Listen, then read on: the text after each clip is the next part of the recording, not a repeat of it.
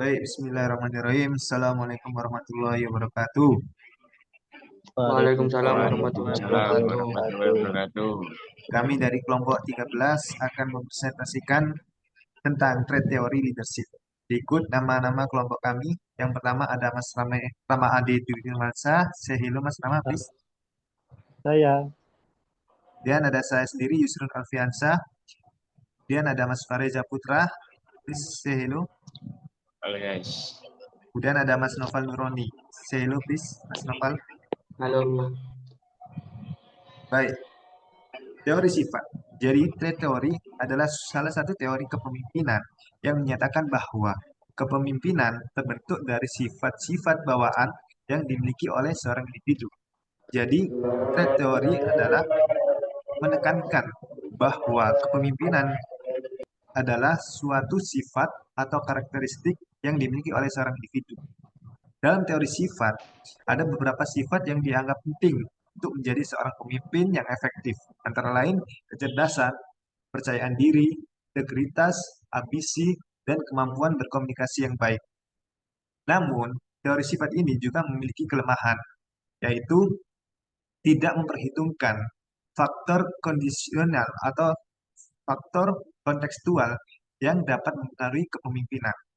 Berikut kami menyajikan beberapa pengertian trade teori menurut beberapa ahli. Yang pertama ada menurut Robbins and Judge yang menyatakan bahwa trade teori adalah teori yang mempertimbangkan kualitas dan karakteristik pribadi yang membedakan pemimpin dan bukan pemimpin. Jadi, Robbins and Judge ini mengartikan bahwa trade teori itu mempertimbangkan kualitas dan karakteristik pribadi sehingga yang membedakan apakah dia layak menjadi seorang pemimpin atau bukan. Kemudian ada menurut Gibson.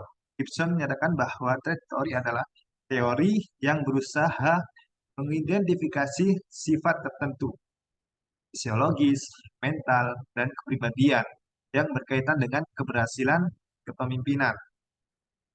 Contoh dari sifat-sifat tersebut yaitu wibawa, berani mengambil risiko, jujur, adil, kemampuan mempengaruhi orang lain, memperhatikan kepentingan bawahan, memiliki visi yang realistis, dan sebagainya.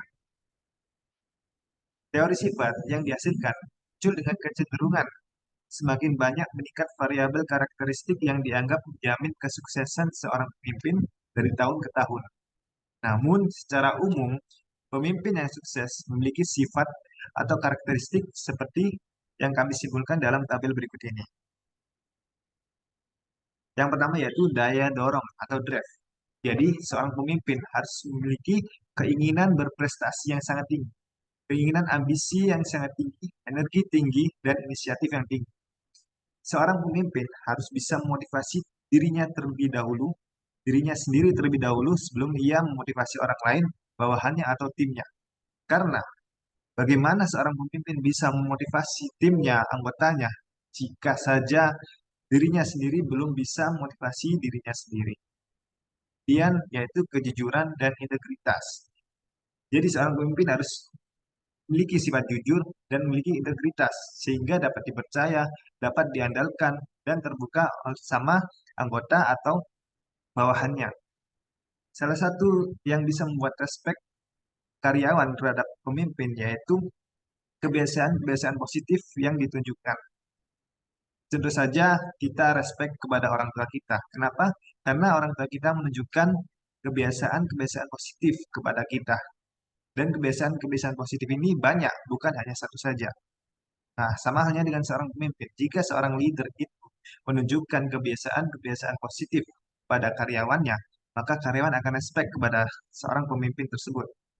Dan kebiasaan-kebiasaan positif ini itu harus natural, bukan hanya di depan mereka saja. Kemudian jika sudah pulang ke rumah, kebiasaan-kebiasaan positif ini sudah hilang. Jangan sampai, harus natural. Kemudian yang bisa membuat respect yaitu keahlian, skill atau kemampuan. Dengan keahlian yang dimiliki oleh seorang pemimpin, dengan skill yang dimiliki oleh seorang pemimpin, karyawan atau bawahan akan respect kepadanya. Karena mereka sudah mengerti bahwa pemimpin tersebut bisa diandalkan. skillnya udah nggak diragukan lagi seperti itu, sehingga mereka respect pada pemimpin tersebut.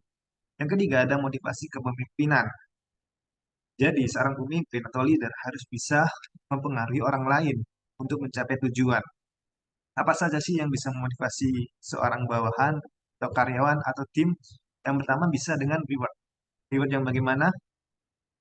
Nah, reward emang motivasi, tapi reward yang transparan lebih motivasi. Banyak kan sekarang karyawan itu merasa, kok saya mendapatkan gaji segini padahal kemarin itu lebih banyak. Nah, sehingga maka dari itu kita harus memberikan reward yang transparan agar karyawan tersebut tidak merasakan seperti hal tersebut. Kemudian yang kedua yaitu bisa dengan puji progres, jangan puji hasil. Puji progres, jangan puji hasil. Kenapa? Karena kalau kita puji hasil, orang yang belum bisa mencapai hasil atau target itu akan merasa tidak termotivasi untuk lebih baik lagi. Jika kita memuji progresnya, maka orang akan termotivasi karena orang yang belum mencapai hasil atau mencapai target belum tentu ia belum bekerja keras maksimal mungkin. Bisa saja dia itu sudah bekerja keras dengan semaksimal mungkin, tapi belum hoki atau belum beruntung, sehingga belum mencapai target atau hasil. Maka dari itu kita harus menghargai hasil kerja kerasnya. Kita harus puji. Bagaimana cara mujinya? Yaitu kita harus puji, tapi di balik kata pujian itu harus ada pujian. Bagaimana? Yaitu dengan cara ubah kata tapi menjadi dan. Ubah kata tapi menjadi dan. Contoh, Mas Fareza, kerja kamu bagus. Tapi kamu harus bisa menggunakan skill-skill kamu yang lainnya lagi. Ini kalimat yang perlu. Ini kalimat yang menggunakan kata tapi. Bedakan dengan kalimat yang menggunakan kata dan. Mas Fareza, kerja kamu bagus. Dan kamu bisa. Dan saya kamu bisa menemukan skill-skill kamu yang lainnya. Pasti lebih enak didengar yang menggunakan kata dan daripada tapi.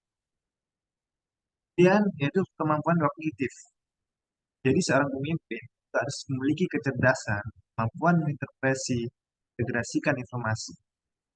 Banyak kan dari pemimpin sekarang itu lepas tangan. Dia nggak mau tahu masa bodoh, menganggap bahwa timnya itu sudah menguasai jobs yang digelutinya. Tapi padahal tim tersebut belum bisa atau belum paham betul dengan jobs yang telah didelegasikan kepadanya.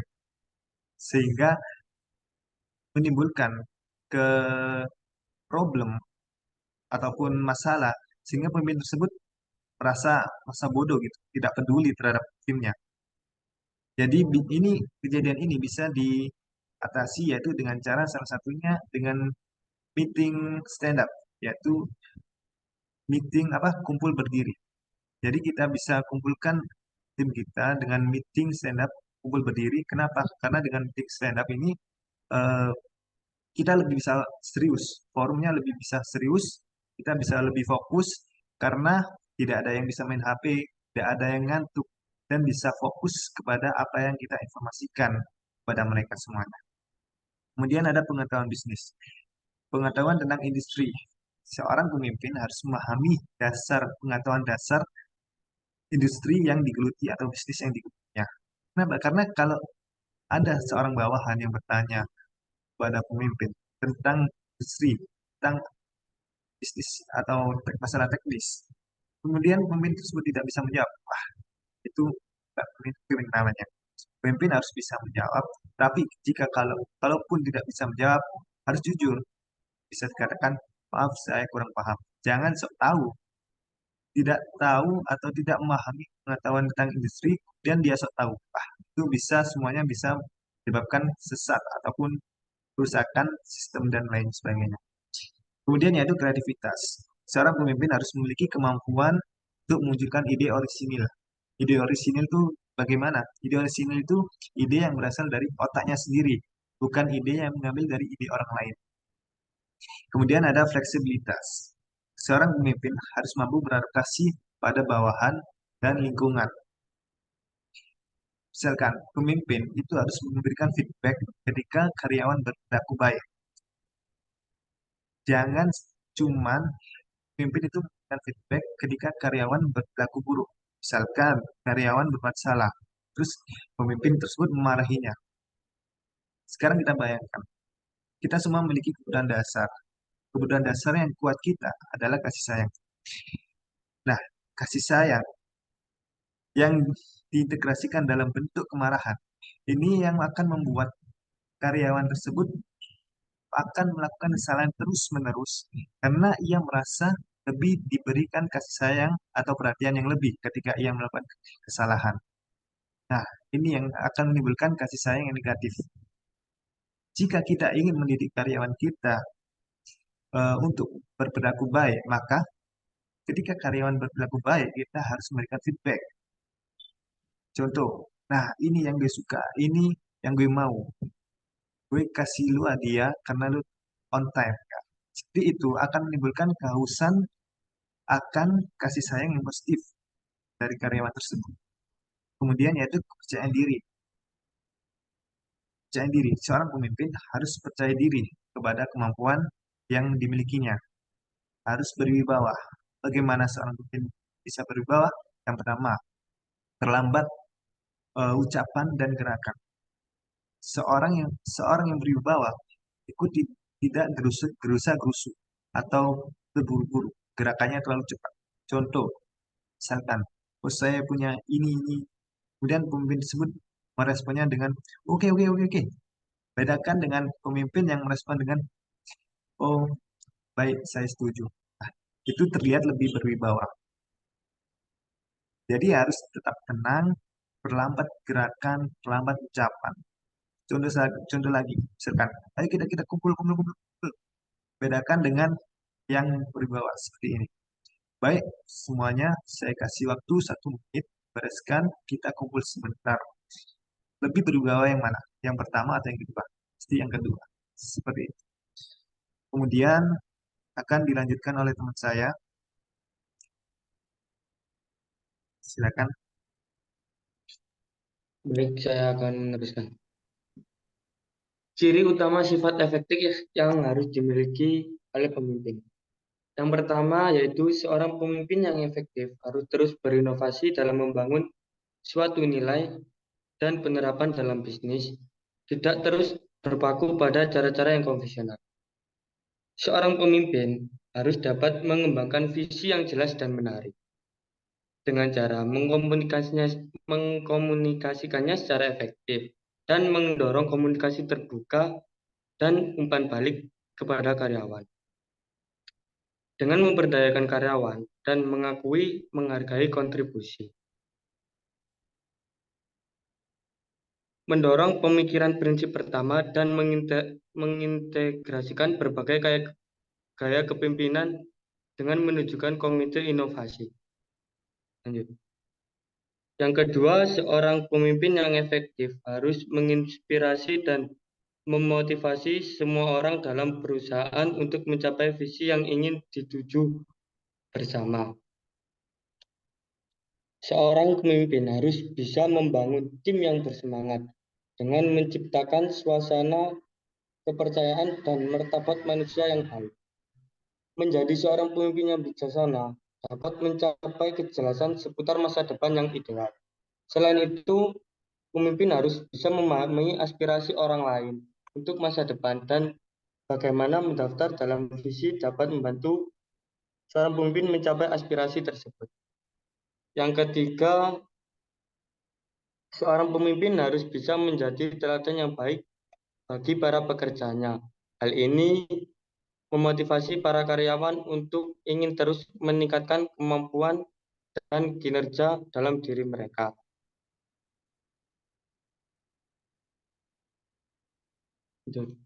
Yang keempat, seorang pemimpin yang efektif harus memiliki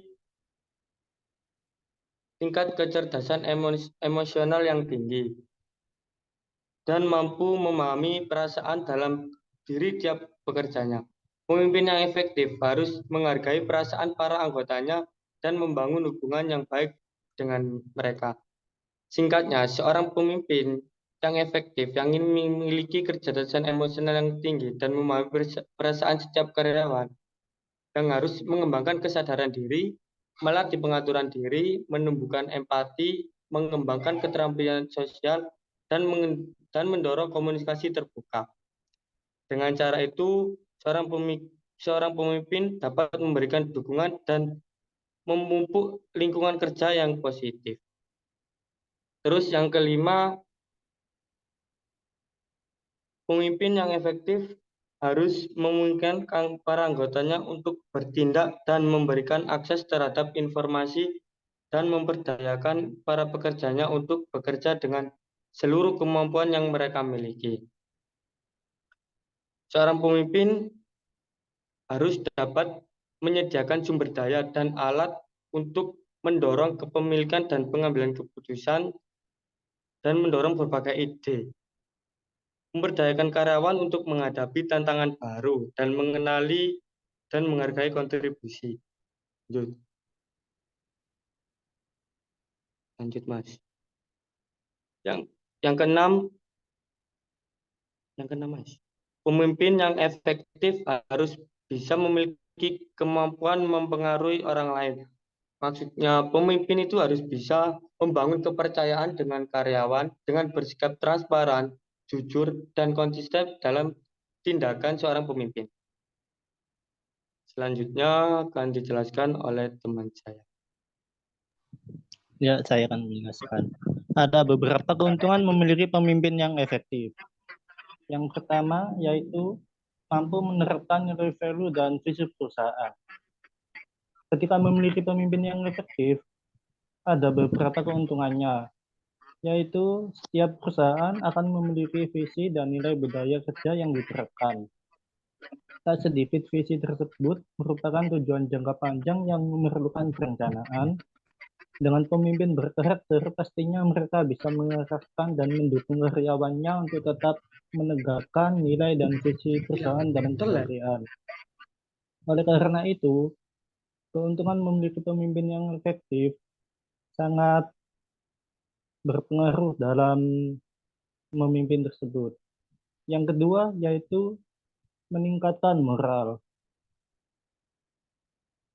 Dalam hal ini, daripada melakukan rekrutmen karyawan secara berkala, ada baiknya menguatkan sumber daya manusia atau karyawan yang masih bekerja di perusahaan. Menguatkan sumber daya sama halnya menghemat biaya perekrutan, mempertahankan karyawan, sama pentingnya dengan menghemat pengeluaran dalam perusahaan.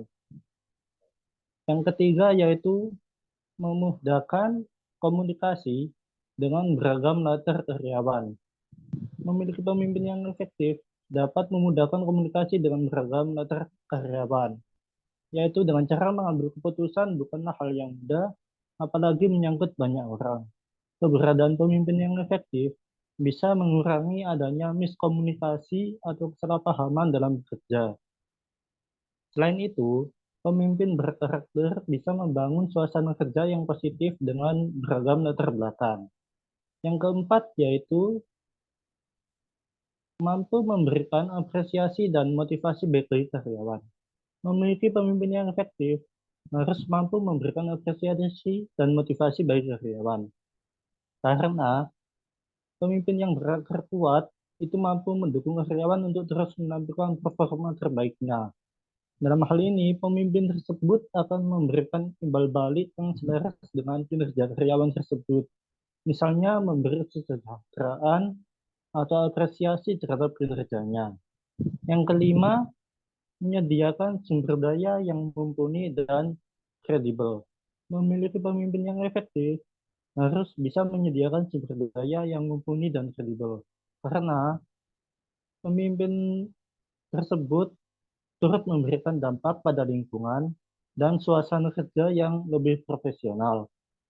Setelah itu, karyawan dan rekan kerja juga merasakan adanya sosoknya yang terus mendukungnya untuk bekerja dengan maksimal mungkin.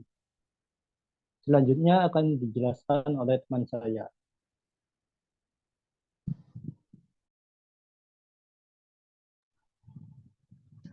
Berikut saya akan menjelaskan teori yang terdapat pada trait teori leadership atau teori sifat. Yang pertama adalah teori genetis.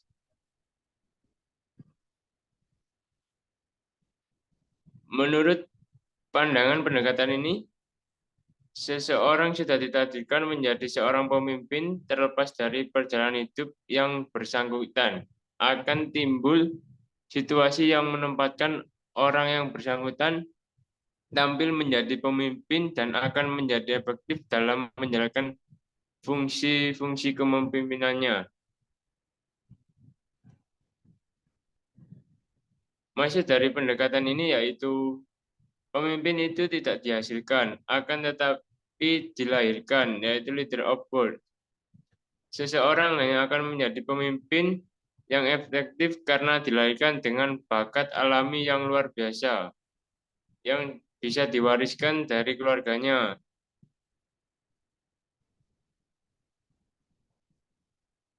Pendekatan ini apabila seseorang sudah ditakdirkan menjadi seorang pemimpin, terlepas dari perjalanan hidup yang bersangkutan akan timbul situasi yang sangat efektif dalam menjalankan kepemimpinannya. Yang kedua, yaitu teori sosial. Next.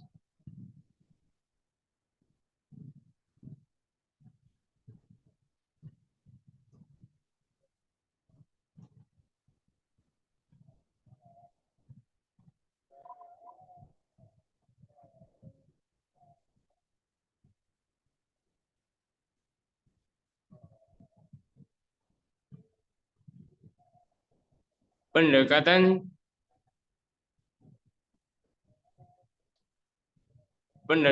yang kedua yang memandang bahwa pemimpin itu dibentuk dan dipersiapkan, leader of men. Menurut pendekatan ini yaitu pendekatan ini efektivitas kepemimpinan seorang dapat dibentuk dan dipersiapkan dengan mendapatkan kesempatan yang luas melalui berbagai kegiatan pendidikan dan latihan kepemimpinan yang terarah dan intensif.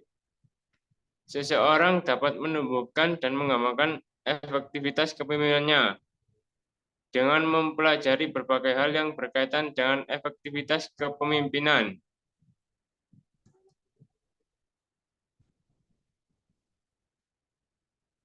Yang ketiga yaitu teori ekologis.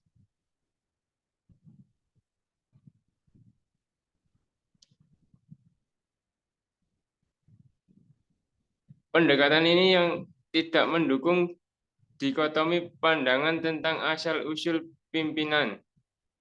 Banyak penyelidikan ilmiah tentang dilakukannya, namun tidak seluruhnya mendukung pendekatan yang ekstrim tersebut. Oleh karena itu, sebagai reaksi terhadap kemunculan kedua teori tersebut, muncullah yaitu teori ekologis atau sistematis. Dalam pendekatan teori ekologis, seseorang akan sukses menjadi pemimpin bila sejak lahir dia telah memiliki bakat-bakat kepemimpinan. Dan bakat-bakat ini sempat dikembangkan melalui pengalaman dan usaha pendidikan. Dan juga sesuai dengan tuntutan lingkungan dan ekologisnya. Next.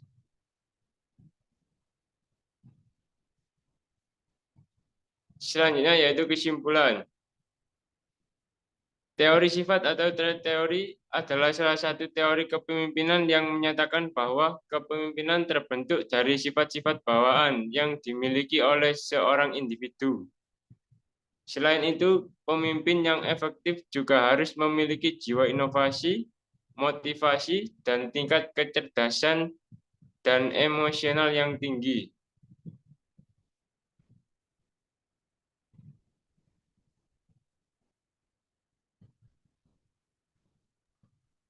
Baik, sekian presentasi dari kelompok kami. Terima kasih. Kami mohon maaf apabila ada salah kata. Dan kemudian yaitu forum diskusi. Kami akan menjawab pertanyaan-pertanyaan dari teman-teman yang ada di forum diskusi learning.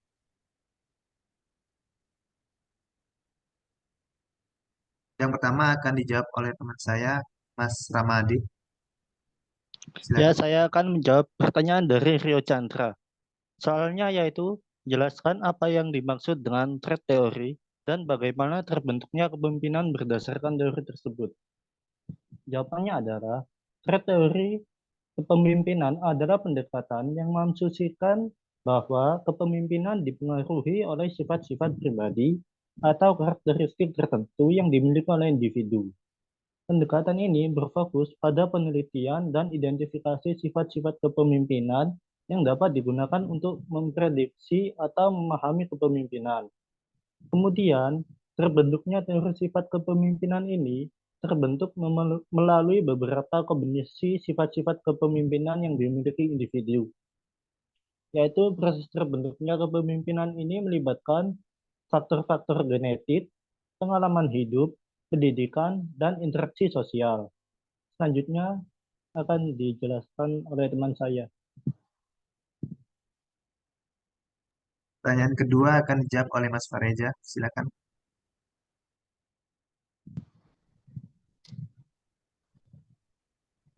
Berikut saya akan menjawab pertanyaan dari Muhammad Jidan Ulhaq. Bagaimana teori mempengaruhi cara kita untuk memahami kepemimpinan? Teori kepemimpinan mempengaruhi cara kita memahami kepemimpinan dengan memberikan kerangka kerja untuk mengidentifikasi dan mengevaluasi sifat-sifat kepemimpinan yang khas atau umum. Hal ini memberikan kita dasar untuk memahami mengapa beberapa individu cenderung menjadi pemimpin yang efektif. Dengan menggunakan teori kita dapat melihat kepemimpinan sebagai atribut individual yang dimiliki oleh seorang pemimpin. Ini membantu kita dalam identifikasi sifat-sifat kepemimpinan, penilaiannya, dan seleksi pemimpin serta pengembangan kepemimpinan. Sekian, terima kasih. Terima kasih. Pertanyaan selanjutnya yaitu dari Mbak Fani Revanda. Saya akan menjawab pertanyaan dari Mbak Fani Revanda. Pertanyaannya adalah, berdasarkan teori sifat kepemimpinan, mengapa ekstrovert terkadang bukan pertanda pemimpin yang efektif? Jawabannya yaitu karena karakteristiknya yang dominan dan berani. Misalnya, ekstrovert dipilih menjadi pemimpin dalam kerja kelompok karena pemimpin yang efektif tidak selalu bersifat mendominasi. Demikian pula ekstrovert cenderung memimpin dengan baik dalam tim yang terdiri dari karyawan yang pasif daripada yang proaktif. Dengan demikian, kemungkinan extrovert dipilih sebagai pemimpin hanya karena aspek unik dari karakteristik dan situasi tertentu. Kemudian, pertanyaan terakhir akan dijawab oleh Mas Noval. Silakan.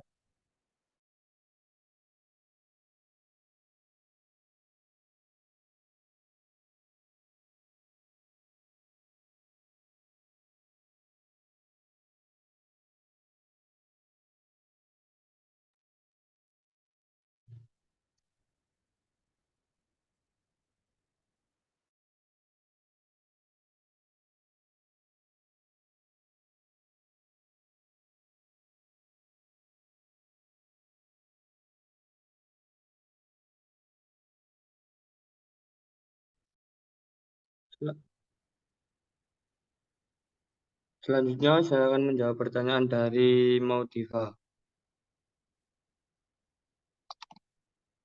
Soalnya, apakah teori of leadership relevan dalam konteks dunia kerja saat ini? Jelaskan kenapa. Karena konteks dunia kerja saat ini harus bisa menerapkan theory of leadership. Karena yang pertama, seorang leader akan mampu menerapkan nilai atau value dan visi perusahaan kepada karyawan atau anggota dengan baik. Yang kedua, dapat meningkatkan moral seorang leader. Yang ketiga, memudahkan seorang leader untuk berkomunikasi dengan beragam latar belakang karyawan dan mampu memberikan apresiasi dan motivasi bagi karyawan.